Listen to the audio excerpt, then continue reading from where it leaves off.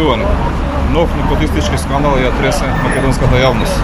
Скандал во кој повторно во главната улога се наоѓа висок државен функционер од редовите на СДСМ. Откако пред само неколку дена се само кандидираше за член на Венецијанската комисија, Министерката за правда Десковска се појавува во нов скандал.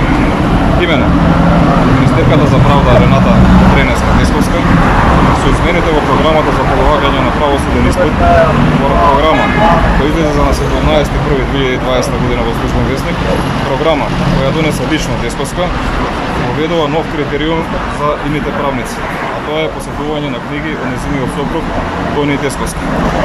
Министерката за правда Тренеска Десковска, како нов критериум за полагање на правосуден испит, во програмата која сама ја донесе на самиот почеток на оваа година, го воведува предметот кој го предава лично нејзиниот сопруг Тони Десковски. Поточно се работи за предметот меѓународно приватно право. Се поставува прашањето каква корис има Десковска од оваа измена?